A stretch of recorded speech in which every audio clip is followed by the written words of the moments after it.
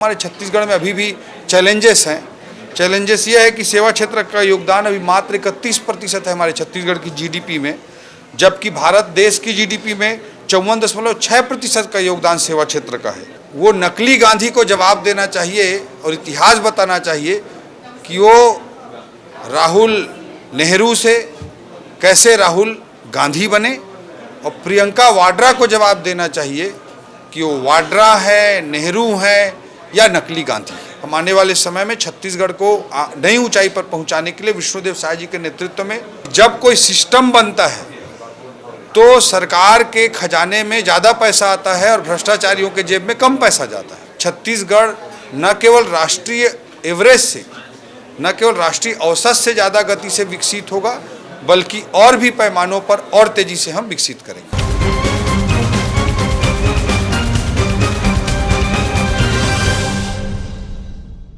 Budget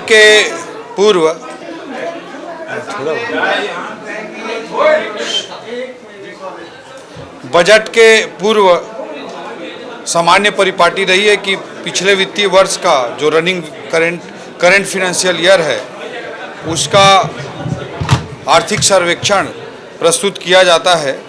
वर्ष 2023-24 के लिए अभी आर्थिक सर्वेक्षण हमने विधानसभा के पटल पर रखा है और कल बजट हमारी सरकार बजट प्रस्तुत करेगी। आदरणीय विष्णुदेव साय जी की नेतृत्व वाली सरकार कल बजट प्रस्तुत करेगी।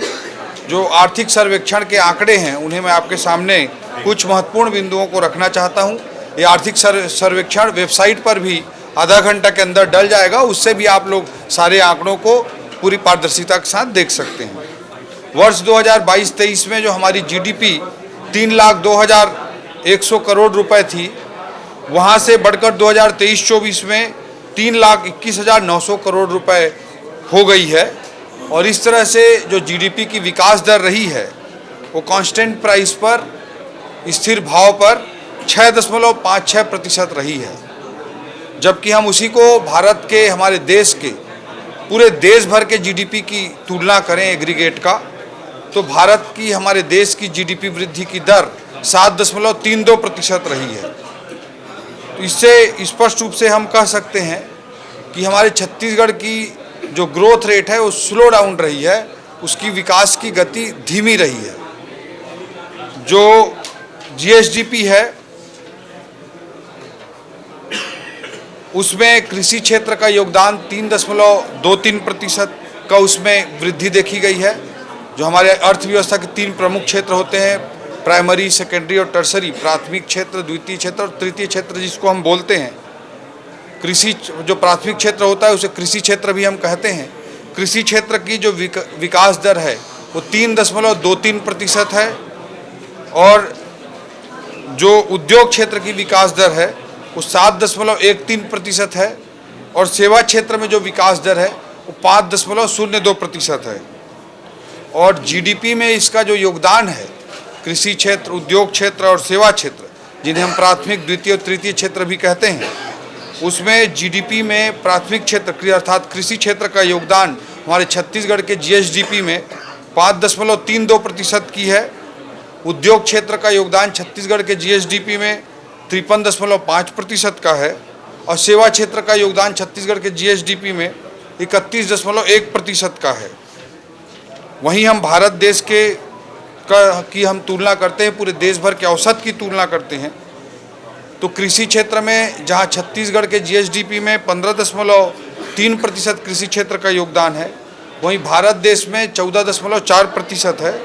उद्योग क्षेत्र का जीडीपी में, जीएसडीपी में छत्तीसगढ़ में योगदान 53.5% है, जो भारत देश के संदर्भ में 30.1% है।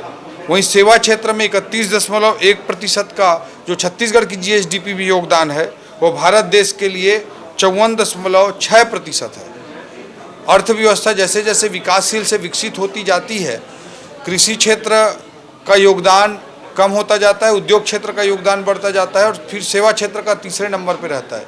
और जब विकसित अवस्था में हम जब पहुंचते चले जाते हैं तो कृषि क्षेत्र का सबसे कम योगदान रहता है, मतलब कम पॉपुलेशन, कम जीडीपी कृषि क्षेत्र से आती है, और उद्योग क्षेत्र से अधिक आने लगती है और सेवा क्षेत्र से सर्वाधिक आने लगती है।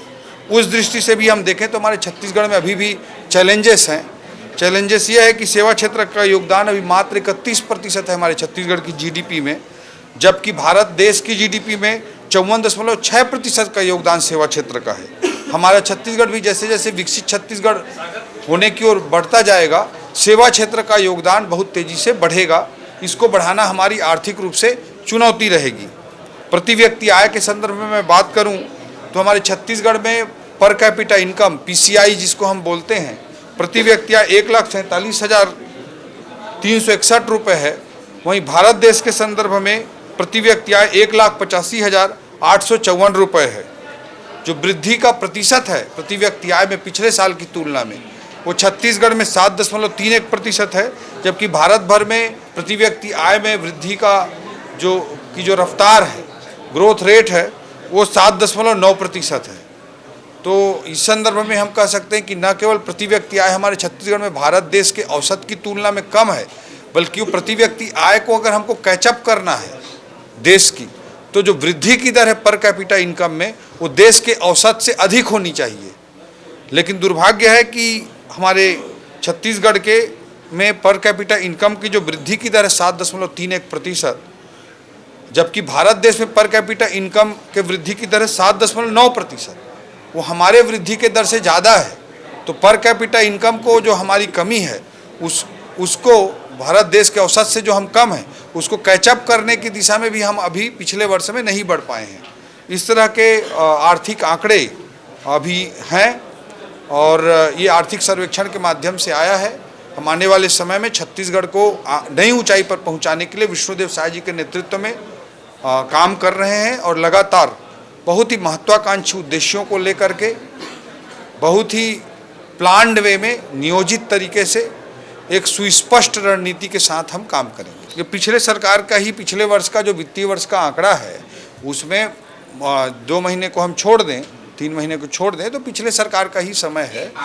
भारत के औसत से इसलिए हम तुलना कर रहे हैं क्योंकि भारत का जो औसत है देश के विकसित राज्यों को और अविकसित राज्यों को, जम्मू कश्मीर जैसे सेंसिटिव राज्यों को, नॉर्थ ईस्ट जैसे जो तथाकथित रूप से पिछड़े राज्य रहे हैं, उन सबको जोड़ते हुए एक एग्रीगेट निकाला गया है। उसके औसत से मैं इसलिए तुलना कर रहा हूँ क्योंकि उस औसत से भी हम कम रहेंगे, जबकि छत्तीसगढ़ इतने प्राकृतिक संसाधनों से परिपूर्ण राज्य है। देश के आर्थिक विकास के दर से हमारे छत्तीसगढ़ के ग्रोथ रेट अधिक होनी चाहिए, पर कैपिटा इनकम का भी ग्रोथ रेट अधिक होना चाहिए। घरेलू उत्पाद प्रचलित भावों पर अगर हम देखें तो पिछले सालों की तुलना में गिरा है। जैसे 21-22 की हम तुलना करते हैं 22-23 से, तो नीचे जा रहा है। ये उद्योग भी नीचे जा रहा है, सेवा क्षेत्र भी नीचे जा रहा है और टोटल जीडीपी भी नीचे जा रहा है। तो क्या इसके कारण हो सकते हैं, क्यों ऐसा हुआ? ग्रोथ का रेट वृद्धि की दर कम हुई है, स्लो डाउन हुई है इकोनॉमी, ये साफ तौर पे दिखता है।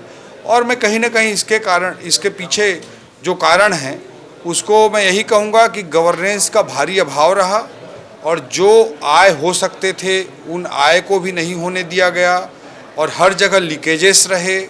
एक एनार्की छत्तीसगढ़ में फैली हुई थी, करप्ट एनार्की मैं उसे कहूँगा, भ्रष्ट अव्यवस्था फैली हुई थी।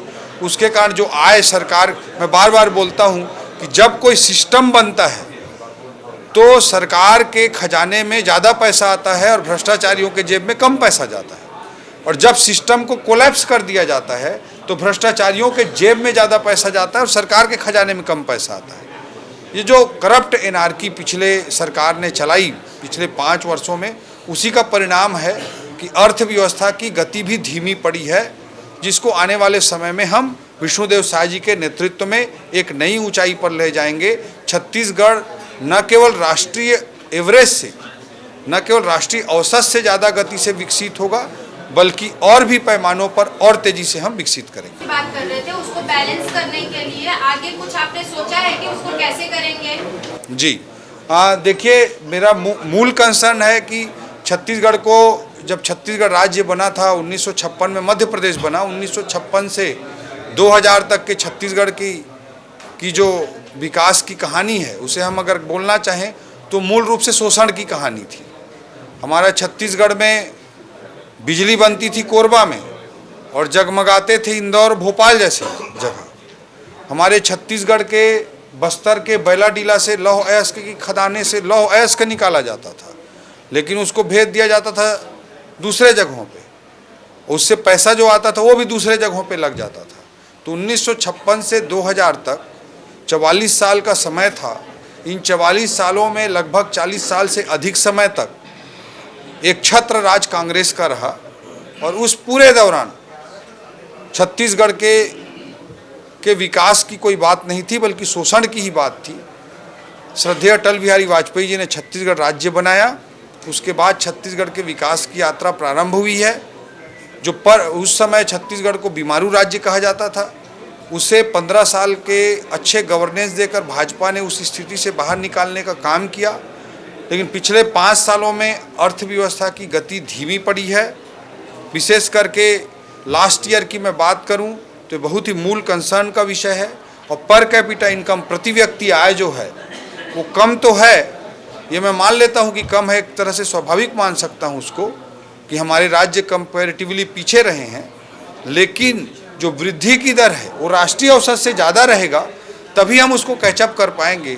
उसके लिए हमारी आने वाले 5 सालों में क्या योजनाएं हैं, क्या लक्ष्य हैं, उसे प्राप्त करने की क्या रणनीतियां हैं, उसके लिए कल तक का इंतजार कीजिए। जिसमें सर्विस सेक्टर सेवा जी, तो इसके पीछे क्या बेसिक रीजंस क्या मानते हैं? और दूसरी बात जो है सर, पूरे वर्ल्ड खास करके भारत जो आईटी सेक्टर की ओर ज्यादा जा रहा है, छत्तीसगढ़ में उस हिसाब से जॉब क्रिएशंस नहीं दिख रहे हैं। हाँ, आपका कंसर्न और क्वेश्चन बहुत इम्पॉर्टेंट है, वेरी रिलीवेंट है, प्रासंगिक है। और मैं यही कहना चाहूँगा कि जैसे जैसे कोई इकोनॉमी डेवलपिंग से डेवलप्ड बनती है, कोई भी अर्थव्यवस्था विकासशील से विकसित बनती है, तो तृतीय क्षेत्र, जिसको हम टर्सरी सेक्टर बोलते हैं या सेवा क्षेत्र बोलते हैं, उसका योगदान जीडीपी में बहुत ज़्यादा होता है। बहुत ज़्यादा होता है, वो बढ़ता जाता है। कम लोग खेती करके उतना उत्पादन करेंगे, वो अर्थव्यवस्था के लिए अच्छा है। सेवा क्षेत्र में योगदान, सेवा क्षेत्र का अर्थव्यवस्था में योगदान बढ़ते जाना चाहिए। तो हमारे छत्तीसगढ़ में सेवा क्षेत्र का योगदान, जैसे कि मैंने कहा, 31% है, जबकि राष्ट्रीय औसत 54 का है, 54.6% का है। तो ये टर्सरी सेक्टर का, सेवा क्षेत्र का कम योगदान होना हमारे छत्तीसगढ़ के अर्थव्यवस्था की दृष्टि से एक चैलेंज है, चुनौती है। और सबसे बड़ी बात थी, और एब्सोल्युटली राइट, कि छत्तीसगढ़ में सेवा क्षेत्र का जो ग्रोथ रेट है वो 5% है, जबकि राष्ट्रीय औसत सेवा क्षेत्र की वृद्धि का 7.7% है। तो न केवल हमारा योगदान सेवा क्षेत्र में कम है, बल्कि सेवा क्षेत्र में जब कम है आपका योगदान, तो वृद्धि की रफ्तार तेज होनी चाहिए। तो न केवल हमारा सेवा क्षेत्र में योगदान कम है, बल्कि सेवा क्षेत्र में वृद्धि की रफ्तार भी राष्ट्रीय औसत से कम है। तो जो गैप है और बढ़ेगा। तो इस दृष्टिकोण से बहुत महत्वपूर्ण है कि प्राकृतिक संसाधनों से परिपूर्ण हमारे छत्तीसगढ़ में सेवा क्षेत्र को भी हम आगे बढ़ाएं। और उसमें जैसा कि आपने कहा, IT sector is very important, tourism is very important, और बहुत सारी चीज़ें हैं जिन पर हम एक वृहद रणनीति के साथ कल आने वाले बजट में आपसे चर्चा करेंगे, बजट प्रस्तुत करेंगे। मैं इतना कहना चाहूँगा कि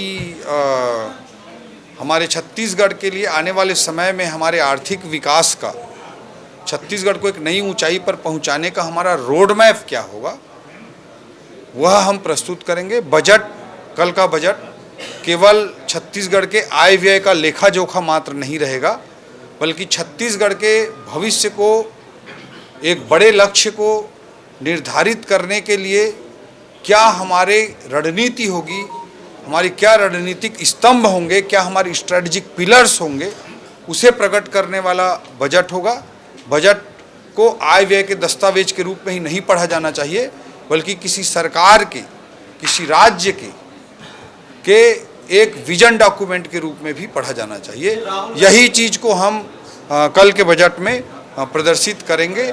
और एक चीज़ मैं आपको हिंट के रूप में बोलना चाहूँगा कि सारे जगह गवर्नेंस स्थापित करना, गुड गवर्नेंस स्थापित करना, सिस्टम स्थापित करना, और उस सिस्टम को स्थापित करने के लिए टेक्नोलॉजी का प्रयोग करना, तकनीक के माध्यम से रिफॉर्म्स लाना, गवर्नेंस इस्टेब्लिश करना, और उससे तीव्र आर्थिक विकास दर को प्राप्त करना, ये हमारा थीम, आर्थिक थीम रहेगा। उसके सांस्कृतिक पक्ष और सामाजिक पक्ष के अन्य रूपों का भी आपको स्वरूप दिखेगा कल के बजट। प्रधानमंत्री नरेंद्र मोदी ओबीसी नहीं है, वो सामान्य वर्ग के व्यक्ति हैं, इसलिए वो जातीय जनगणना करवाना चाहते हैं। 2000 में गुजरात सरकार ने उनको ओबीसी घोषित किया। मोदी जी ने जो उनकी जो विजन है, उनका जो नज़र है, वो देश को बांटने वाली ताकतों से ऊपर उठाकर देश को आगे बढ़ाने के लिए है। मोदी जी की विजनरी नज़र 4 भागों में, 4 स्वरूपों में समाज को देखती है, जिसे हम ज्ञान के रूप में परिभाषित करते हैं, GYAN। जी गरीब, Y युवा, A अन्नदाता और N नारी। इन 4 स्वरूपों में मोदी जी की विजनरी नज़र हमारे समाज को देखती है। और चाहे मोदी जी के प्रधानमंत्री बनने के बाद हम उनके पहले राष्ट्रपति के रूप में उन्होंने SC समाज से चुना, दूसरी बार राष्ट्रपति के रूप में उन्होंने ST समाज से चुना, जो आज़ादी के 50 सालों के 70 सालों में पहले सभी संभव नहीं हुआ था। OBC वर्ग को उन्होंने मंत्रिमंडल में सर्वाधिक ऐतिहासिक रोल दिया। ये सभी वर्गों को प्रतिनिधित्व देने का जो काम है, वो पूरी ईमानदारी के साथ भारतीय जनता पार्टी करती है। मोदी जी के जाति पर राहुल जी सवाल उठा रहे हैं। छत्तीसगढ़ में जो साहू होते हैं, वो गुजरात में इसी समुदाय को बिलोंग करते हैं। यह एक पक्ष है, जाति का पक्ष। लेकिन मैं राहुल गांधी जी से पूछना चाह रहा हूं कि मोदी जी पर सवाल उठाने से पहले वो नकली गांधी को जवाब देना चाहिए और इतिहास बताना चाहिए कि वो राहुल नेहरू से कैसे राहुल गांधी बने, और प्रियंका वाड्रा को जवाब देना चाहिए कि वो वाड्रा है, नेहरू है या नकली गांधी है।